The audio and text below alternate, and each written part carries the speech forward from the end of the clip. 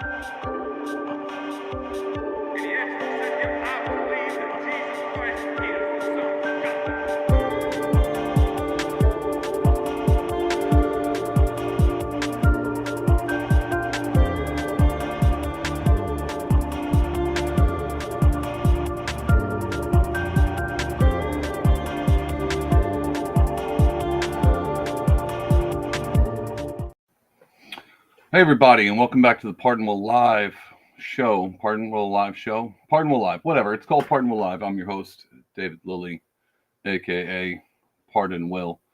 Happy Easter. It's the Easter Sunday, and first Sunday back in 2 weeks. So heads up, got sick 2 weeks ago, and then the week after that, giant ice storm up here in the Northeast knocked out all the power and internet. So I was like, well, I can't live stream, so I feel bad. I'm again not on time, always never on time, and sometimes I don't even show up. So that's how things tend to go around here. Tight ship. We keep a really tight ship around here. Anyway, happy Easter. Hope you had a great one. Hope you got to spend it with your family, with your church community, celebrating the resurrection of Jesus, which I'm probably going to talk a lot about.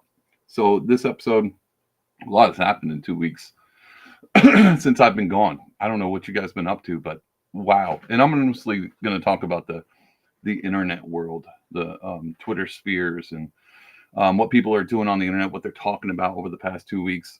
And it all seems to revolve around Christianity, which, lo and behold, something I love talking about. So we're going to be talking a lot about that. This new phrase, and like it's new, Christ is King, came out and blew up the internet. And whether or not it's anti-Semitic, whether or not if you say that, you hate Jewish people. We're going to talk about Trump's Bible. I don't know if you know this, but he straight up came out with the Bible. Went from NFTs to shoes to Bibles. Probably some trading cards in there, I heard. And his stock dropped, which reminds me, I got to make a note. Check that stock out. Anyway, we're going to talk a lot about that. But before we do, your boy published a book. It's called By Every Meaningless Measure. Let me see if I got this thing real quick. You can go to pardonwill.com and buy that book right there. Go to Amazon, leave a great review if you want to support the podcast. You love the stuff I do over here. That's a great way to do it. Plus, it's a book. It's got art. It's got poetry. Super insightful, and all that good jazz. And speaking of insightful books, I'm going to show you this thing. So Trump came out with a Bible. Let's take a look at this. I know you guys have probably seen it. We're going to do it anyway because I said so. We're going to go right here. Let's see what he's got. Let's see what this book's about. The Bible is the King James Version and also includes our founding father documents. Yes, the Constitution, which I'm fighting for every single day, very hard to keep Americans protected. Also, the Bill of Rights, the Declaration of Independence, and the Pledge of Allegiance are all part of this. God bless the USA Bible. And it's just very important and very important to me. I want to have a lot of people have it. You have to have it for your heart, for your soul. Many of you have... Hold on. All right. So let's talk about one thing. That's hilarious. I don't know. I know this, and we're going to talk about it, but you just got to have it for your heart, for your soul. I'm pretty sure I used that line from my book. I was like, look, you need this. I should have stole it word for word, verbatim. Should start taking notes from this guy. The Big Ask. Yeah, this is good stuff. Let's finish this out. I just like that part. You gotta have it. It's huge. You gotta have it. Heart and soul. Never read them and don't know the liberties and rights you have as Americans and how you are being threatened to lose those rights. It's happening all the time. It's a very sad thing that's going on in our country, but we're going to get it turned around.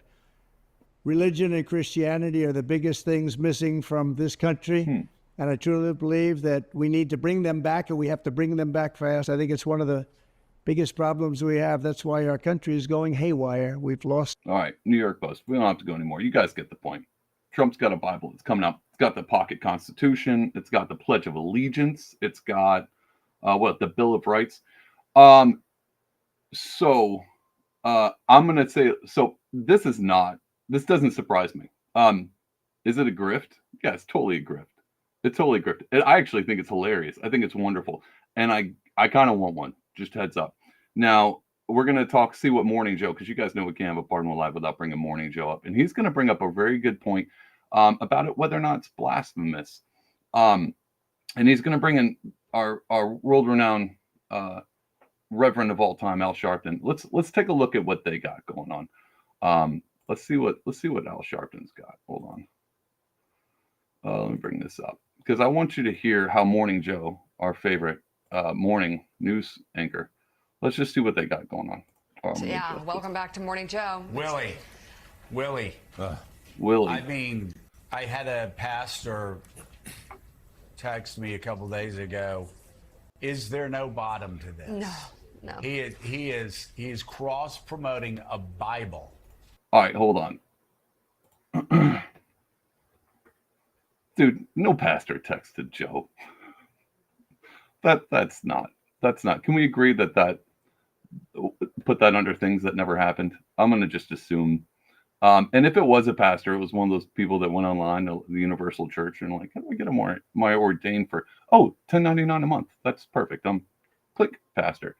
Maybe a pastor did text him and was like, my God, is there no bottom to this grift? Let's continue to grift. Yeah, I just want to point that out.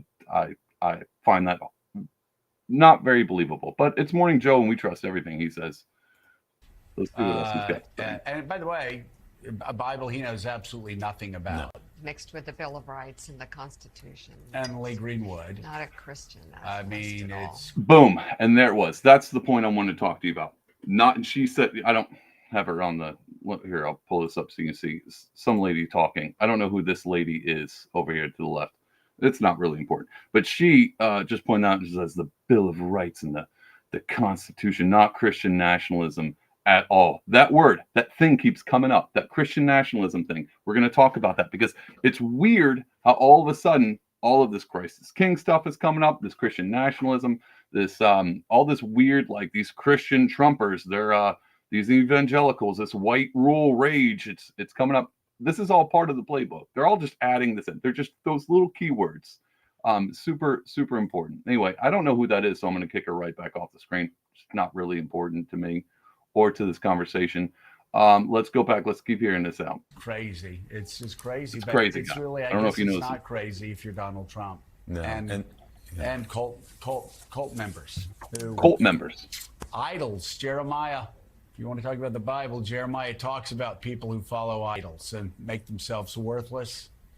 Love this. Jeremiah holds up pretty well in 2024. You need to say Jeremiah one more time. Yeah, and I mean, $60, first of all, he wants you to pay for what he calls his. All right, let's stop there. $60 for a Bible. So I don't know if you know this, but I got a few Bibles. We're going to talk about this real quick. $60 for a Bible is not that expensive. It's not. A lot of the Bibles I have a giant ESV. I have an apologetics Bible. I've got a ton of Bibles with just Mark Henry commentary built into it. There's all kinds. I got a Bible with just a ton of maps in there. For me to have a Bible with a pocket constitution built in or the Bill of Rights, does it belong in the canonized scripture? No. But is it bad that it's in between the binding? No. There's nothing wrong with that. It's a commemorative Bible. They make manga Bibles. I don't know if you've seen that. It's like the Old Testament and New Testament, and it's all like manga drawn up. Cool. It's the gospel in manga, anime. People love anime. Don't know why. Haven't figured that one out yet. Anybody wants to? I got chat. If anybody wants to tell me why people like manga, I have no idea. Susie Q says it's pandering. She's absolutely right. Pandering. It is pandering. But yeah, it's I'm getting better with I'm getting better with these comments thing. But anyway, yeah, I don't have a problem with it. I think that's pretty neat. You could put all kinds of cool stuff inside the binding of a Bible. It doesn't make it any less sacred. Now, if it's some weird stuff like Maccabees or the Apocrypha, now I have a problem. I'm just joking. You Catholics out there with your funny books and your Bibles, I'm okay with that. I once had a Messianic Bible where all of the names and chapters were in Hebrew. Thought that was pretty cool. Any time it mentioned God, it was just in just to capitalize. Is it a grift? Is Trump grifting with this Bible? Absolutely. Do I think Trump reads his own Bible? Probably not. Probably has someone read it to him. Is it just straight blasphemy? No, I don't find that blasphemous. Now you can tell me if you think it is, like, how dare they put the Constitution in there? I mean, most Christians I know have a pocket Constitution, have a copy of the Bill of Rights. Most Christian Americans, there's a ton of probably British Christians out there that like we don't. You have the Constitution? No, we don't have the Constitution in there. But yeah, I don't have a problem with that. I know most people have those, and so to have them next to each other on the bookshelf doesn't mean that they're like, well, these two are the same thing. Obviously, the Bible and, well, I don't know, maybe the Constitution's about the same. No, they're not doing that. But that's cool because it's perfect for Joe, Morning Joe, and this other lady to go, well, it's Christian nationalism. It's definitely a cult. And so that was a clean volley set up for a spike. I don't think it was in very good taste that Trump did it. I think it's a dumb grift. Still kind of want to buy one. Does that make me a bad Christian? Maybe, but no, I don't think so because it's the gospel. I did find it funny that it was King James. Like, Trump can't read King James. Those these and thous. No. If he was gonna do it, here's the thing I have with the Trump Bible, and we'll get back to Joe here in a minute. If I was Trump and I was gonna put out a Trump Bible, I would at least put Trump's commentary on like the side page. So as you read it, and it's like, here's Jesus giving the Beatitudes, then right off to the side you have Trump's explanation of what he thinks that is. Now that is a seller. That would have been amazing, and I would definitely have bought it then. Just be like, what does he think about these scriptures? Because I have no clue. But it would be cool, and it would also have for him to do that, he'd have to actually read the scripture, and that would have been pretty rad.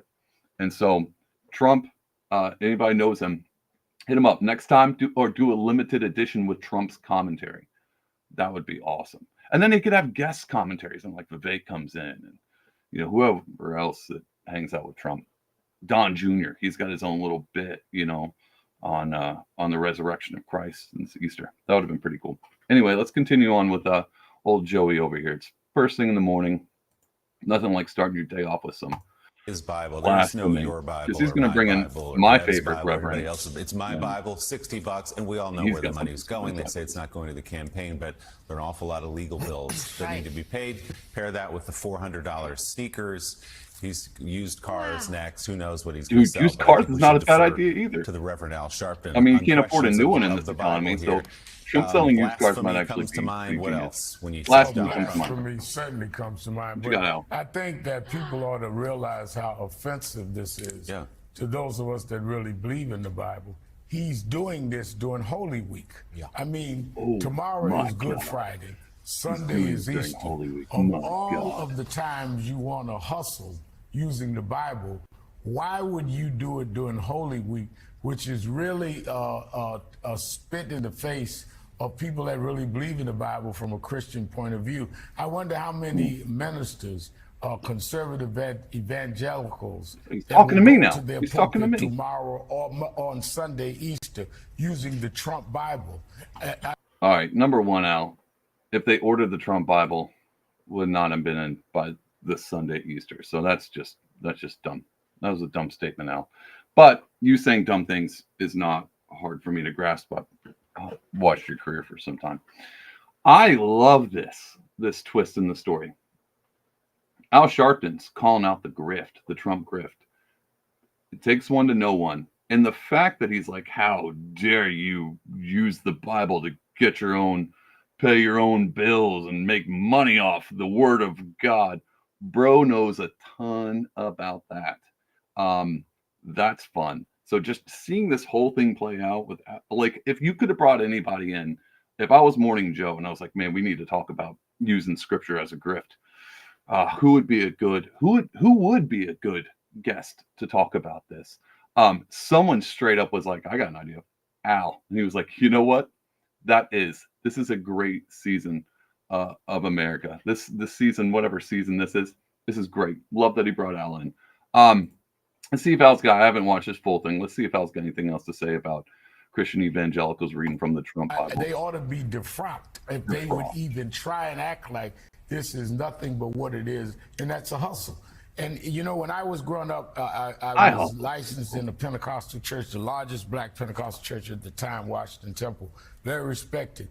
But there was every once in a while a huckster evangelist would come through. That's true. And they would sell blessed oils and blessed cloth. Let's remember, this man has sold the pieces of his garments that he went to court with. Yes. He has sold sneakers. Whoa, dude! Trump sold some of his clothes. I love this. Is great. Like I don't have an issue with that either. Trump selling pieces of his suit he went to court with. Here's the thing, Al. I don't know if Al knew what was about to come onto the horizon. So basically, Al's over here being like, on Holy Week of all times. Number one, that's just somewhat, I don't know if it's good timing or what, but I did think it was poignant. On Holy Week, how dare Trump do this? And these pastors should be defrocked. And this is offensive to all Christians. And we're gonna kick that off. Fast forward to yesterday. Man, I'm sharing stuff left and right, and I'm doing a decent job of it. So let me bring up something I saw yesterday that lit the internet on fire. And I know I bring up James all the time. Let's see if I can pull this guy up. Can you see that? So this came from the White House the day before Easter. On the week of Holy Week, how dare anybody do this? So we're going to talk about this for a little bit. This concept of these Christians should be offended because Trump has a Bible, and Joe's in just the wings being like, can I send this email out yet? Because this is going to light up a firestorm. If there was one thing that I could say out of all of this, is it seems like somebody's writing the whole thing. I don't know what that would be, but it definitely seems like the whole thing is being written, especially coming off the heels of a week where Christians online were arguing with each other about whether or not Christ is King was anti-Semitic. That was another thing. And if you take that and then the Trump Bible and then all of this blasphemous because Trump's doing this and then line it right up to the day before Easter, not just the White House, my governor, Kathy Hochul, she came out. She was like, hey, everybody, just want to make sure that you know it's Trans Visibility Day, and posted that. It just lights Christians up on fire. And it seems, and here's my take on this. Sure, it's an international holiday. Ashley Sinclair came out with a great tweet. She was like, hey, this has been a thing since 2009. All you Christians out there who feel offended, you shouldn't, because this isn't anything new. This is just a spark up, whatever. Could have been. But if I was president and I was like, hey, we got this international holiday, just so happens to land on Easter, how do we do this to unify Americans? Because we don't want to, discount our half of our entire party that is struggling with who they are. We don't want to just ignore this international holiday because those are so important. We don't want to ignore that, but we also don't want to, ignore a very large crowd of our Christian friends because we're Democrats and Lord knows we're going to need some Christians voting for us this come around. What I wouldn't have done is just put the whole, hey, it's Trans Day of Visibility. And in that same tweet, I've been like, and for those who are celebrating the most renowned religious holiday in our country, you guys celebrate that. And you could have done both those in the same tweet. You could have done it. I know that sounds crazy. You could have put both of those, and the Christians would have fired up too, because Christians like to get mad. That's what we do. I'm right there. I love to get mad. But at least it would have seemed like you were doing something, some kind of a cordial way, because I know, like, let's be honest, Easter doesn't land on the 31st all the time. We all know that. Like, it's on a Sunday. There's no way it can land on the same day. So the fact that it overlaid with the Trans Visibility Day, coinkydink, sure, but you could have played your cards a little bit better. But who am I to say?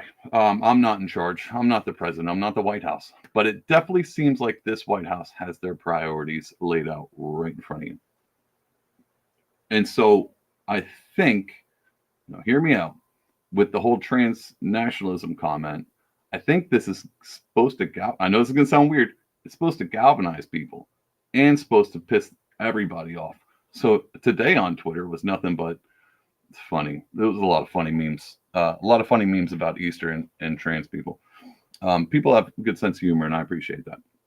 But what it also did is a ton of Christians of a certain sect, I would have to say, came out and were like, you Christians getting mad at an International Day of Visibility. You should love everybody like Jesus loved everybody and give them a voice and give them a visibility. And one of my favorite people tweeted out one of the funniest jokes ever. And he was like, on this Trans Day of Visibility, I encourage all of you to stare at your trans person when you see them for extra long to make sure they're being seen. That was the tweet of the day. But yeah, I don't think Christians should up in arms. And I'm going to read this thing out. And I swear, I bring up James Lindsay all the stupid time. But even he was getting flack this past week about the Christ because he kept coming out and being like, hey guys, it's an op. They're just trying to rally you up. I'm telling you, they're just trying to get you mad because they want to poke the bear. They want to provoke you. They want to make you feel ostracized. The same with when I brought up the White Royal Rage book. Like, it's not about White Royal Rage. The book came out to make sure you had White Royal Rage. Like, that's the point. It's not about stating a fact. It's about getting you to do something. So the whole point of it is a reaction. And so James brings up, so I'm going to actually read this out just so you can kind of see where I'm coming from. And so I'm going to leave this full screen. So this is what James says. Let me see. Let me get out of this real quick. Let me scroll up. All right, he says, yesterday, I'm going to read this out so in case you're just listening. Yesterday on Good Friday, one of the high holy days of Christian faith, the Biden administration proclaimed Easter Sunday, March 31st, 2024, specifically to be Trans Day of Visibility. The official White House press page shows an Easter bunny by the White House indicating they're fully aware they are making this proclamation specifically about Easter Sunday. That, I know, yes, I agree with that, but that one's a little bit trickier. Even though Easter is not specifically mentioned in this proclamation, this isn't just an insult to the Christian faith, and indeed an intolerable one that proclaims a form of embodied Gnostic theosophy. That's theological philosophy, if I'm not mistaken. Put those together because, I'm not going to go into that. That misleads and destroys kids. It is entirely consistent with woke theosophy. As I've discussed elsewhere and may attach here to the thread, blah, blah, blah. He continues. He says, but it's more than that. It's also a deliberate provocation against Christians that must be understood. He goes on, but I'm not going to. The point hopefully was clearly made. And he's right. He's right about this. It's just to get you mad. It's just to get you to react. And it seems like this whole thing, this whole Christian nationalism, I'm sure there's some tradcasts out there, there's some groypers. They're all for it. To me, every time I hear one, it sounds like they're 12. I don't know if it's a lot of tweens out there that are all for Christian nationalism. But the majority of Christians I know, sure, do they want, morals brought back into the Senate? Do they want, well, maybe not even more. We don't need all morals. We just need them to stop making porn on the Senate chamber. That might be the first step. Can we get some of that? That seems like something a Christian might want. Do they want prayer back in school? Maybe they just want the ability to pray in school. That might be something too. And that's the thing. I don't even think their Christians are pushing that hard for anything, except for when they're poked hard. And these are just Twitter. Most Christians I know aren't even on Twitter. They're not, or X. They're not even out there. I had to explain to a few of them the whole Christ is King debacle. And even then they're like, I don't get it. And you shouldn't. And you shouldn't. I think the main key takeaway from this, and this is where my libertarian stance always plows right through. And if you get this whole Joe Scarborough, Trump's Bible, this whole thing is building up. I think there is some major benefit, especially with the trans visibility thing. And I think this is actually a great thing. I think it's a great thing that the White House did this, and let me tell you why. I think this idea that this Christian nation, well, this is America's Christian country, I think that was on a historical presence, yeah, or preference, yes. I think for sure. But what I would hate to see is that Christians nowadays still look at our country as if it was, way back in the day when, the Ten Commandments are up on the courthouse. Our history is important. It's a Christian culture. It's American culture and Christian culture combined. I'm actually kind of happy Christians are starting to feel like they're not a part of this, the elite government structure, the regime. And the reason I say it's because they shouldn't be. They shouldn't always look to the government for affirmation. There's a particular sect of people or party that is constantly looking for affirmation, especially through the government. And what I would prefer is if Christians look to Christ in their church for their affirmation in their beliefs than the government. If the government comes out and says, you know what, we don't need Biden. What if Biden comes out tomorrow and says, I'm not a Catholic anymore. I don't believe in this Christ thing. And the government's not going to have anything to do with that religion because we don't, those Christians out there, they like Trump. So we're just going to never sell it. We're never going to put anything out for Christmas. Easter, you're never going to see. If they did that, I would prefer that because I don't think it helps Christians thinking that the government's on their side. Again, that might be my libertarian stance. The government isn't here to help you. They're not here to affirm you. And if you lean on that, you're going to be surprised when stuff like this comes out. I don't think this was a surprise at all. I don't think that Governor Kathy Hochul came out and was like, here's the weird juxtaposition of, I'm not even going to pull her tweet up. She did the same thing. It's Trans Visibility Day. We all care equal rights and protections, and trans rights are human rights. Still haven't figured that one out. Haven't had anyone explain that to me, what rights trans people don't have. I don't know if you have a suggestion that I can think about. Are trans people not allowed to do stuff? I don't know. Or have any of the Bill of Rights? There's something in that that's not. They can't go to. I don't know if going to the bathroom of your choice is a right. Heads up, not sure. But either way, on to the next thing. I don't think Christians do themselves a favor by looking to the government to affirm their belief. It is sad that, if you're a Christian, you grew up Christian, you're like, well, this seems like we have a moral nation. And, I sure did read the Constitution, the Bill of Rights, and it seems like all these founding fathers had a pretty big Christian moral bent when they wrote it. They did say it's a republic if you can keep it, but, this republic this freedom only works with some responsibility and a moral cohesion. Everybody assuming that murder is wrong. Everybody assuming that stealing is wrong. We have a moral cohesion on what is a woman. That might be something. We got a Supreme Court judge who's not a biologist, so that one's up for debate. So we're not even sure what that is. So this whole concept, I think it's good for Christians to find more of their affirmation in Christ than in the government. So that's my piece. So Lindsay says something very much on the similar vein. So I'm going to pull this back up. I'm going to figure, because he gives a solution. So he's basically saying all this is a psyop. It's all to piss off Christians. It's all to get them riled up. It's all them to be like, we need to stand up and fight and do something stupid like we've seen before. It's that white roll rage thing. The book came out to make you mad, to get you to rage. And so that was his point, even with the Christ is King thing.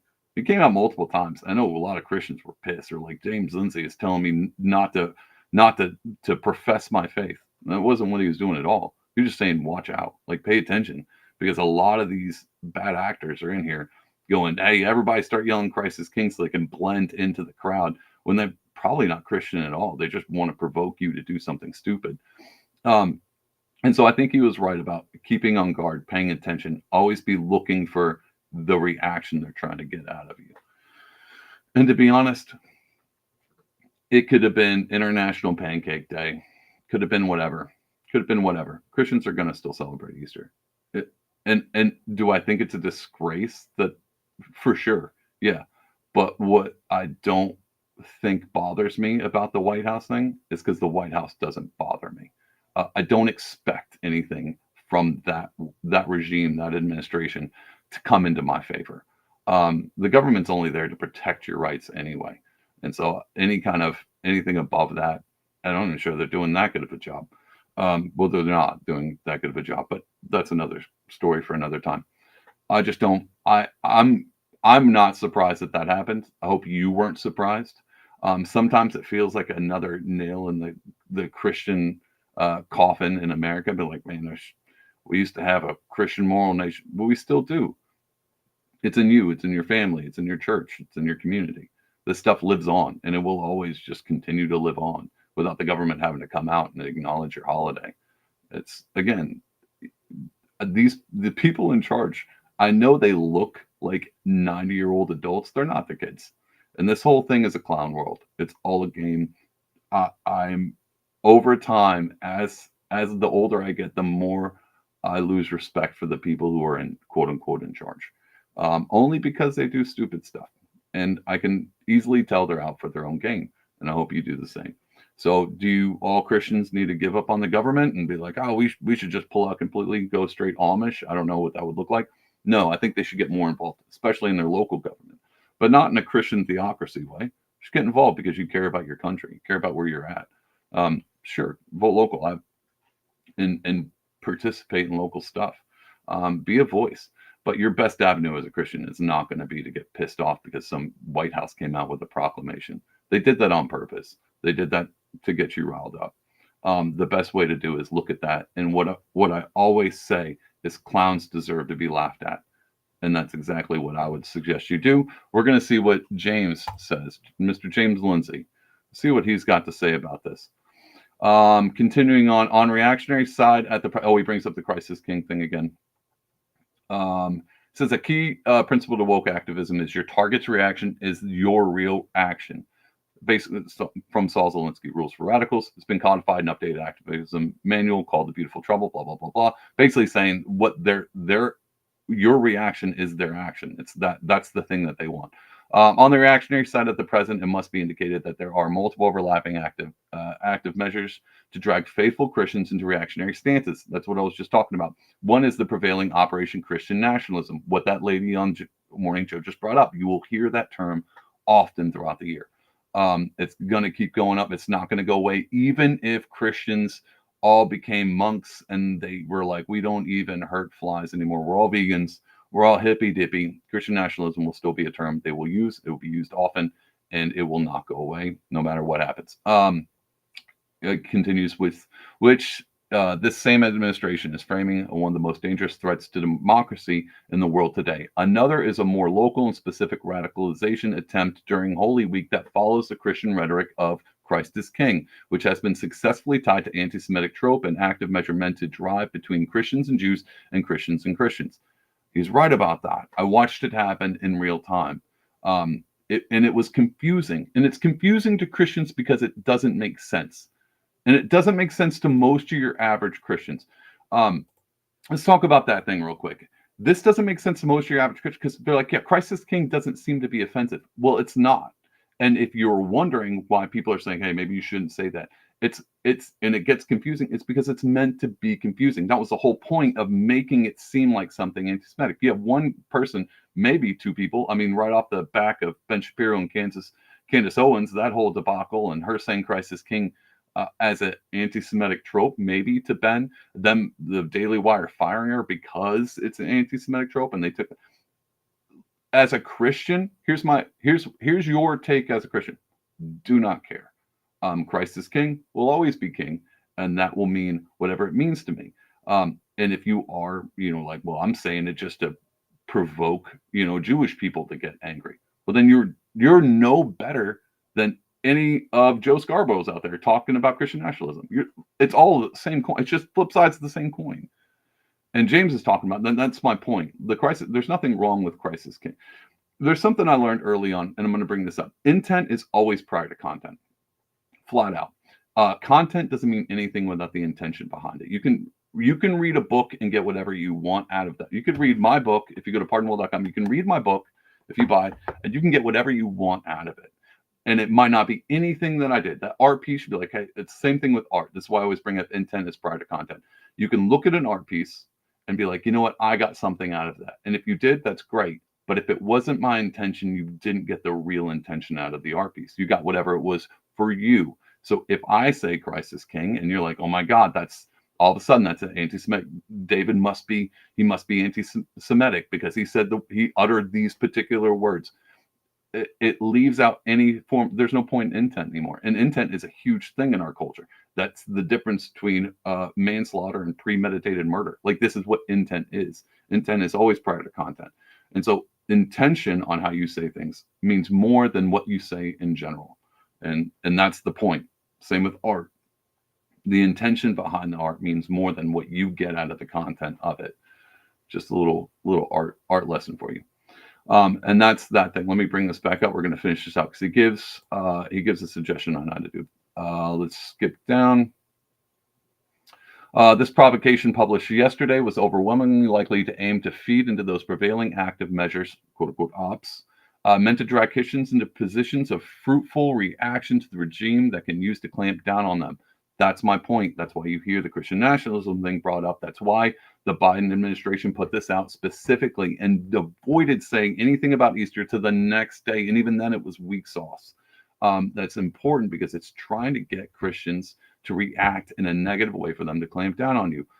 Again, let's continue. Again, Christian reaction is their real action. And we know this for certain that Christian circles are deeply infiltrated with the chest being in growing radicalism that is being baited towards an association with the growing anti-Semitism.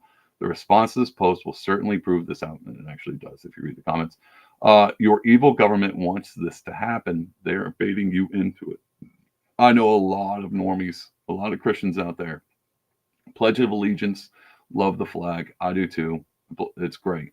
I don't know how to it's so hard to break out of that, being like, I know this is just not what you grew up with. This government, this is a clown show. It's not what you think it is. This government, if you just pay attention, I mean, the COVID thing should have woke you up, but if you're still asleep and you're not like, no, the government's out for the best of me, I'll trust the experts. If that phrase doesn't send shivers down your spine every time you hear it, there's something wrong. And I'm saying, like, don't trust your doctor. I'm saying just pay attention. Listen to what's going on and watch these small, even if it's, I get it. The internet's not real. It's not go outside and touch grass. But this is these are coming from the White House. This affects you. And it's meant to affect you in a negative way. So he continues on. He goes, what should you do? So this is James Lindsay's advice, and it's very similar to what I think. Matter of fact, I couldn't find anything wrong with this. Because you should cleave to your faith with wisdom and discernment. You should celebrate your Christianity as loud and publicly as you want, and you should do so aware that the reaction is being solicited from you, not from somebody else. You're doing it on your own behalf. Your affirmation comes from Christ and not the government. That's basically saying you're doing it not because you're provoked, but because it's genuine. Pray for those who are caught up in the trans cult. Make your prayers visible. Welcome them to healing and communion, even if they're not ready to take it. Likewise, pray for these evil leaders that they repent of this wickedness. Pray also for the professing Christianity, but not practicing it, seeking to lead Christians into error from within. That's wolves amongst the sheep, that they repent and find forgiveness, peace, strength, and ultimate faith. He continues on, but we're going to stop there because I've ranted enough about James Lindsay. This has turned into James Lindsay simp show. Like the guy, I do not agree with everything he does or says. Sometimes I do think James Lindsay's a little bit, he's like a conspiracy theorist. He's like a flat earther, but for Marxism, except for he seems to get everything right. So that was a bad take. That doesn't make sense. But either way, you know what I'm saying. He goes off in the Marxism, communism, because I'm not privy to that. I don't always understand it, but did like that response, and I think that's the Christian way of looking at it. Praise the Lord because you praise the Lord, not because someone says you can't. Do not be reactionary to these things. Laugh at the clowns. Do not try to fight them. Just laugh at them, because that's what clowns are. Laugh at the Easter Bunny. Don't try to beat them up like that Mallrats movie. And that's my point. And I think that was kind of the whole thing. That's a synopsis of the past 2 weeks while I was gone. So to sum everything up, the Trump Bible, is it a grift? Yeah. Do I think Trumpers are in a cult because they purchased a Bible that has the Bill of Rights and Constitution? No, I think they're proficient. It's very pragmatic to have all those things in one book. That way, you don't just lose multiple. And if you're, going to school, you're like, hey, I'd like to have the Bible, pocket Constitution, the Bill of Rights. I like to have all these together. Boom, it's there. Do I think that if you buy Trump's book, you'll instantly be safe? No, that's ridiculous notion, and no one believes that. Well, there might be like a few people out there, but no one believes that. Al Sharpton's comparison to Trump selling a God Bless America Bible is the same as charlatans selling golden feathers as angel feathers that you might be healed. It's not the same.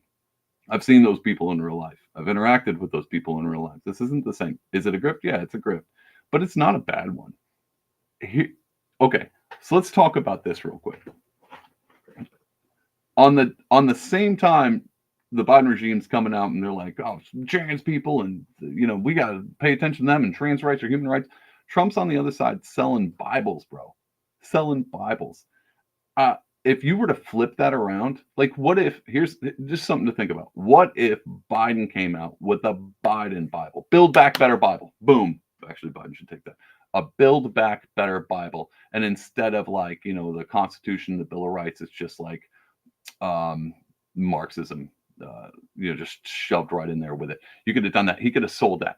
How would anybody, any Christian, Democrat Christians, if there are any left, how would they feel if Biden came out with a Bible? You think they buy it?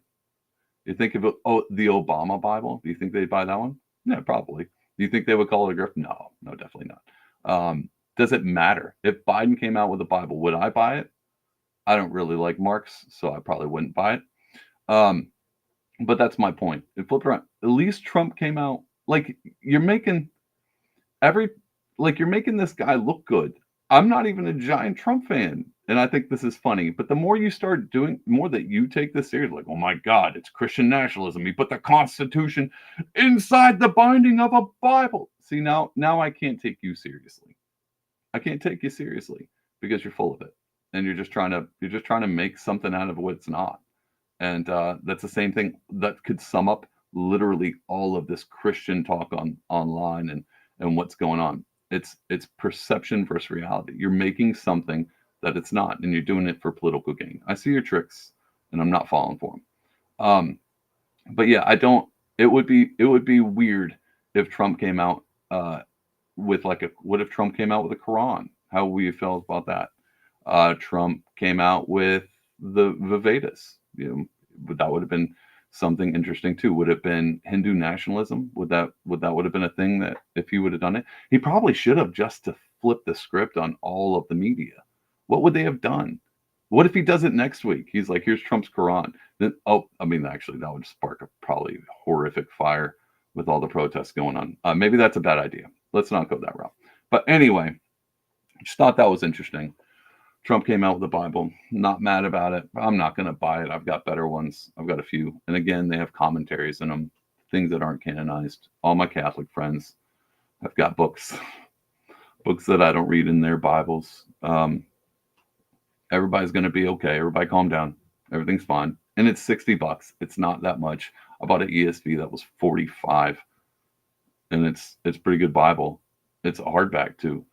It's okay. Bibles are expensive. I don't know if you know this. And I'm not talking about the free ones that you get in hotels. Those are cheap because you just take them. That's a different story for a different time. But yeah, I think Christians should participate in Easter like they did today. Celebrate.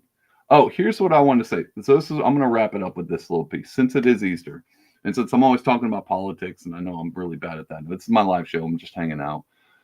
This is my one time a week to just sit here and rant on camera.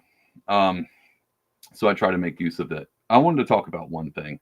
I got in a conversation this week about the importance of, which is weird because Easter wasn't in our sphere of conversation, but the importance of Christ.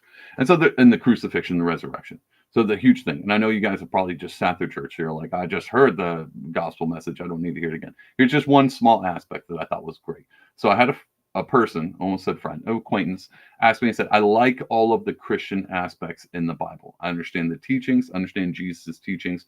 I love those. The one thing I can't wrap my head around is I can't force myself to believe someone died and then rose again. That's where I buck up against. And I thought about this question because I used to study apologetics, and there's all kinds of cool stuff and meaning to the crucifixion and resurrection. But there's one thing that I don't always hear brought up. So I want to point this out. I don't know if you've looked at it this way. And this is what I explained to him. I was like, it is a hard thing to grasp your head around if you're built into a materialistic kind of concept, like we have science and physics, and it doesn't make sense. How am I supposed to believe that someone came? This is kind of wonky, Dave. I understand the Christian belief, but this is kind of wonky.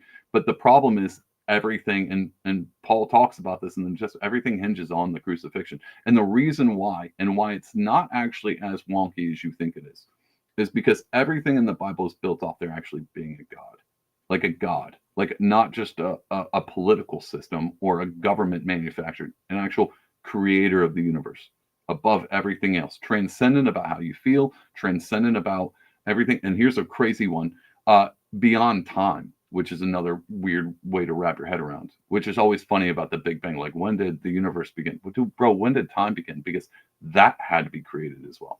Different story for a different day. Anyway, so there's this God, right? He's outside of everything. It's not hard to believe Jesus Christ came back from the dead, because it's necessary for it to be to extend itself beyond just a revolution, which everyone, especially all these socialists online, are like, Jesus was a socialist. It's just, no, you think in terms of power in a system that you're built into. You don't think in terms of a transcendent God. There's a metaphysical being beyond what you can see around in the world. That's why a lot of people get sucked into thinking government is God. Government gave me my rights, so that's the only, I just got to petition the government to get more rights. No, God gave you your rights. The government's there to protect them. This is a hard concept because a lot of people struggle with Jesus Christ being rose from the dead. Here's what Christ being rose from the dead, just one aspect. There's a ton of you. I'm not going to preach to you. One aspect is the importance of Christ rising from the dead is to put everything in our reality, everything, physics, science, the world, stars, all of that under the feet of God so we can see it. And what I mean by that is it's important for him to have rose from the dead, done something that is hard to believe, so you know that this God is above all. It's a positioning hierarchy. And so whereas you'd be like, well, this prophet died and he spoke for the words of God, this Son of God rose above that. It's a hierarchy, putting God above everything that is created. So he doesn't play by the rules we play by, because he made the rules that we play by. And it's important for that. You cannot take that out, because then God just becomes a political figure, or Jesus becomes a political figure with a great idea of revolution that everyone seems to like, but they can't wrap their head around the crucifixion. It's positioning God above us and everything around. That's a huge important part. And that's why it's the most important part of the gospel is this hierarchy. On top of all the other importance. I just want to point that out. Anyway, happy Easter, everybody. I hope you had a great day. Hope you get to spend it with people you love. I hope this internet didn't bother you. Hope you got outside and touched grass, Easter grass, the fake ones in the baskets. Hope you found all the eggs you were looking for. And I hope none of those eggs got left in an event somewhere, Bob's Burger style. Hope you guys saw that episode. It's a great episode. Anyway, I love you guys. I've got an episode coming out this week, and I've got more people coming on, interviews, where it's not just me ranting. Well, I appreciate you hanging out with me. I hope you have a wonderful time. I will see you back here next Sunday. Oh, and I say this with all love in my heart to everyone else.